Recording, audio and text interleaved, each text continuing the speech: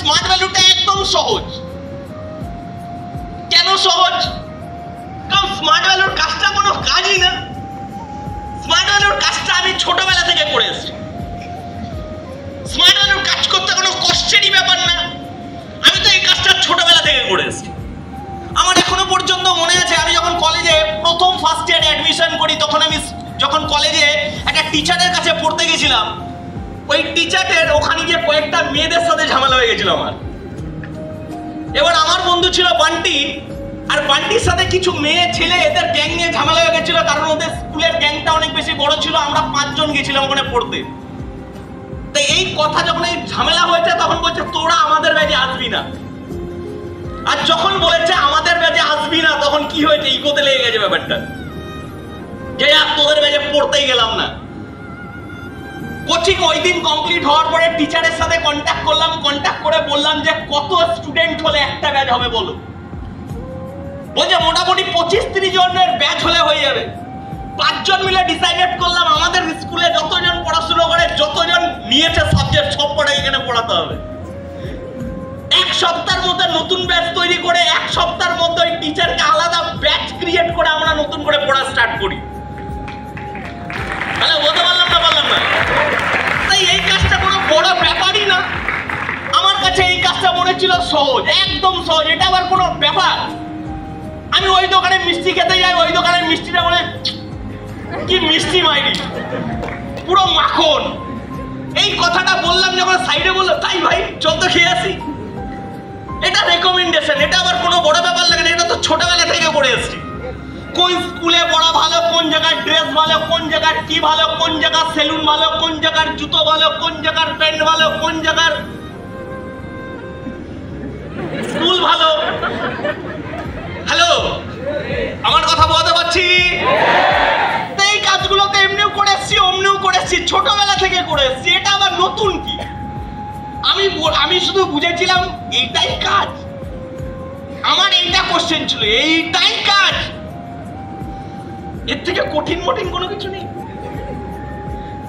কারণ আমাদের কাছে মনে হয় কি, আমরা ছোটবেলা থেকে যে আপব্রিঙ্গিং এ বড় হয়েছি, মানে ছোটবেলা থেকে যে ফ্যামিলিতে বড় হয়েছি, সেই ফ্যামিলিতে কি দেখেছি? কাজ কাকে বলে বলো তো? কাজ কাকে বলে? আমাদের ফ্যামিলিতে আমরা দেখেছি যে সকালবেলা ভোর 4টের সময় বাবা যদি বেরিয়ে যায়, সারাদিন পরিশ্রম করে যখন 6টার সময় বাড়ি আসে 200 টাকা নিয়ে, ওটাকেই কাজ বলে। হ্যাঁ বা না? আমাদের কাছে কাজ মানে মাটি কাটা, আমাদের কাছে কাজ মানে রাজমিস্ত্রি কাজ করা, আমাদের কাছে কাজ মানে কি বাড়ি ঘর তৈরি করা, আমাদের কাছে কাজ মানে কি, আমাদের কাছে কাজ মানে কি এইগুলোই। এরা কারা? এরা হচ্ছে লেবার, যারা দিনে আনে দিনে খায়। এটা একটা কাজ। দ্বিতীয় কথা হচ্ছে কাজ মানে কি? কাজ মানে আরেকটা অফিসার লেভেল। অফিসার লেভেল বলতে মানে আমাদের ওখানে যে দপ্তরি আছে, সেও আমাদের ফ্যামিলিদের কাছে কি বিশাল ব্যাপার, কারণ বসে ইনকাম করে, বসে কাজ করে। বলতে পারলাম? আরেকটা কাজ হয় বসে কাজ করা। বসে কাজ করা মানে কি? ওই স্কুলে গেলাম, স্কুলের টিচাররা যেমন পড়িয়ে ইনকাম করছে, কাজ করছে, আর্মিতে কাজ করছে, বিএসএফ এর কাজ করছে, এটা কাজ। যার জন্য ওকে পাহাড়ে দিতে হচ্ছে, ডিউটি দিতে হচ্ছে, এই করতে হচ্ছে, পড়াতে হচ্ছে, সার্ভিস দিতে হচ্ছে, এটা কাজ। ইয়েস, যারা মাসে রোজগার করে। হ্যাঁ বা না? এর বাইরে কিন্তু আলাদা কিছু নেই। তাই ছোটবেলা থেকে মাইন্ডসেট ছিল যে এগুলো কাজ হয়, যেখানে মাথার ঘাম পায়ে পড়ে এগুলো কাজ হয়। এটা আবার কি কাজ? যেখানে কিছুই না, কয়েকটা মানুষকে জাস্ট ভালো কিছু বলা। হ্যাঁ বা না? এটা আবার কোনো কাজ হয়?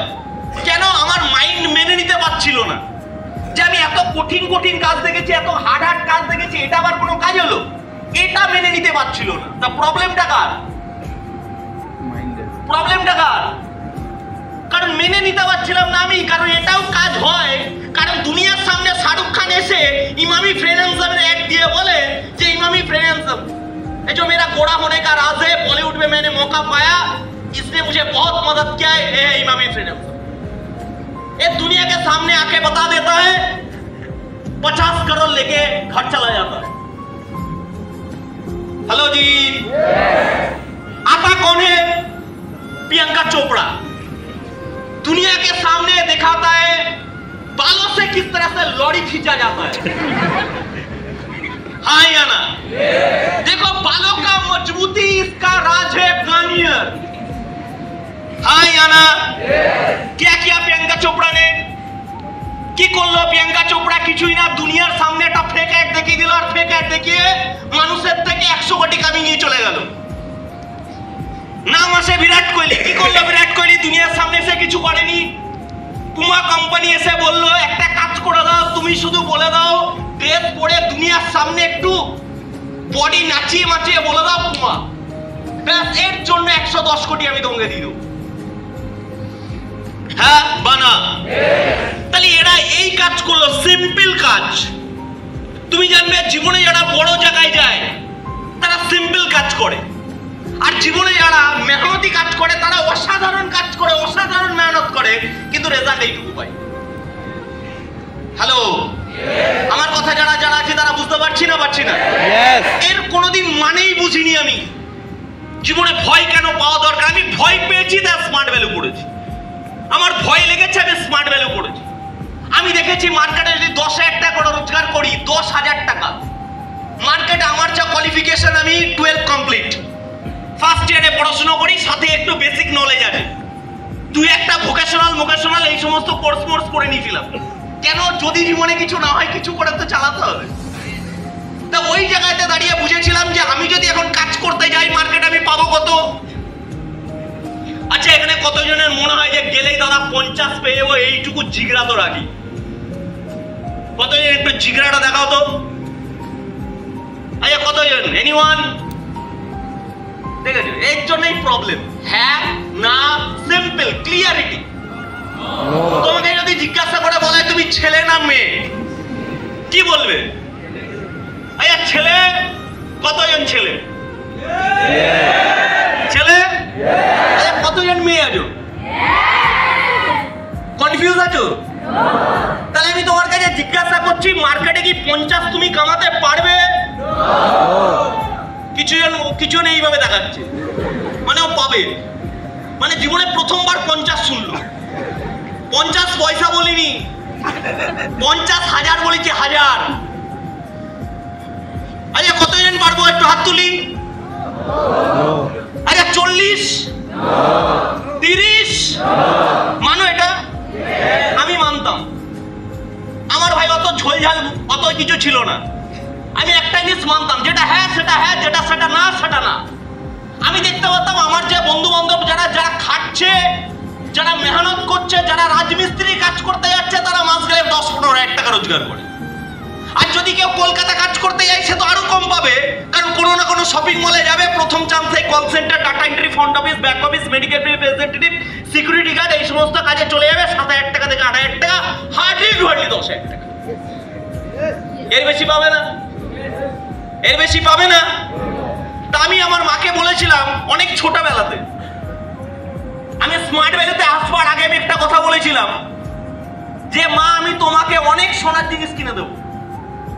কেন সোনার জিনিস কিনে দেবো? তার কিছু পুরনো পাস্ট আছে। পাস্ট কি? আমার বাবা যখন কাজ করতে চলে যায়, আমাদের ফ্যামিলিতে সব সোনা হয় না, যা ছিল 2-1টা জিনিস। ওই বাবার বিয়ের সময় যা কিছু 1-2টা পেয়েছিল, সেগুলো বেঁচে দিয়েছিল। এবার আমার মায়ের কাছে কিছুই ছিল না। এটা প্রত্যেকটা মায়ের ইমোশন। হ্যাঁ বানা? সোনা প্রত্যেকটা মেয়ের ইমোশন। ক্লিয়ার? আমার মায়েরও সোনা ইমোশন ছিল। তা আমি ওই জায়গায় দাঁড়িয়ে যখন খুব ছোট ছিলাম, তখন আমি আমার মাকে বলেছিলাম, মা, আমি তোমার জন্য অনেক সোনা কিনে দেবো, অনেক গয়না বানিয়ে দেবো। এবার যেহেতু বাচ্চা ছিলাম বলে দিয়েছিলাম, কিন্তু মাথায় ছিল। ইয়েস, জীবনে আমি কোনোদিন নেশা করিনি। কেন নেশা করিনি? তার পেছনেও কারণ আছে।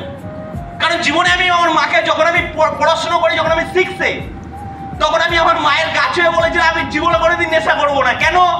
কারণ দেখতে পারবে গ্রামে পাটকাঠি পাওয়া যায়, দেখেছো পাটকাঠি? একদিন অ্যাক্টিং করতে করতে পাটকাঠি ফুঁকছিলাম। বুঝে গেল কথাটা কি বললাম? অ্যাক্টিং মানে হয় না, হয় একটু টেস্ট করে দেখি ব্যাপারটা কেমন হয়। লোকে ধোয়া এইভাবে ছাড়ছে, আমি কি করছি? প্র্যাকটিস। এবার যখনই প্র্যাকটিস করতে গেছে, সাইডে মা দেখে ফেলেছে। যা সাঁতালো না ওই দিন, আমি তো পুরো এক হাত দিয়ে ধরেছে আর এক হাত দিয়ে চটা। র্যাম্পেট পেটানোর পরে বলছে বল গাছ জীবনে কোনোদিন খাবি না। আর মরে যাবে হয়তো। কাছুয়ে বলেছি যদি পালন না করি মরে যাবে। আজকে হয়তো বুঝতে শিখেছি, বুঝতে পারলাম, আজকে হয়তো বুঝতে শিখেছি।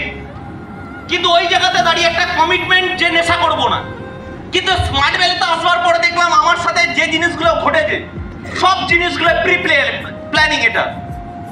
এগুলো সব প্ল্যানিং। আমার খুব ভালো হলো যে আমি এমন একটা প্ল্যাটফর্মে এসেছি যে প্ল্যাটফর্মে আমি নেশা করতে হবে, বুঝতে পারলাম। কারণ আমার বাবা যে প্রফেশনে থাকে সেই প্রফেশনে মানুষগুলো যাদের সাথে মিশতে হয় আমার বাবাকেও নেশা করতে হয়, আমার বাবাকেও নেশা করতে হয়। কারণ আমার বাবা যে প্রফেশনে থাকে সেই প্রফেশনে যারা কাজ করে সেখানকার মানুষের সাথে মিশে আমার বাবাকেও মাঝে মধ্যে নেশা করতে হয়। আমার মা এটা দেখে আমাকে বলেছিল জীবনে তুই বল নেশা করবি না।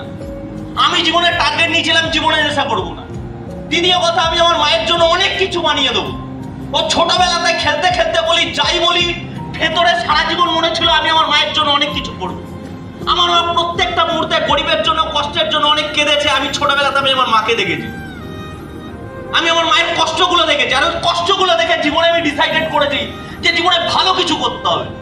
এই ভালো কিছু করতে হবে, কি করতে হবে, কোথা থেকে করতে হবে কোনো জানি না, কোনো জানি না কোথা থেকে করতে হবে। যেদিন প্রথমবার স্মার্ট ভ্যালুর কাউন্সিলিং শুনেছিলাম, যেদিন বিকাশদার মুখ থেকে এই সুন্দর সুন্দর কথাগুলো শুনতে পেয়েছিলাম, সেদিন জীবনে ডিসাইডেড করে দিয়েছিলাম যে কিছু করতে হবে।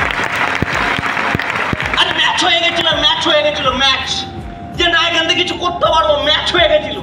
আর যেদিন ম্যাচ হয়ে গেছিল সেদিন আমি ছাড়িনি। যেদিন প্রথমবার হল ট্রেনিং এ গেছিলাম সেদিন আমার মতো অনেক ছেলে মেয়েকে দেখেছিলাম এখানে ট্রেনিং নিতে। রবীন্দ্রভবনে ফার্স্ট ট্রেনিং নিতে গেছিলাম, অনেক মানুষকে দেখেছিলাম যারা হলে বসে থাকতে, এবং ইয়াং ছেলে মেয়েকে গাড়ি থেকে বেরোতে। আজকে যেমন বাপিদা গাড়ি থেকে বেরোচ্ছে,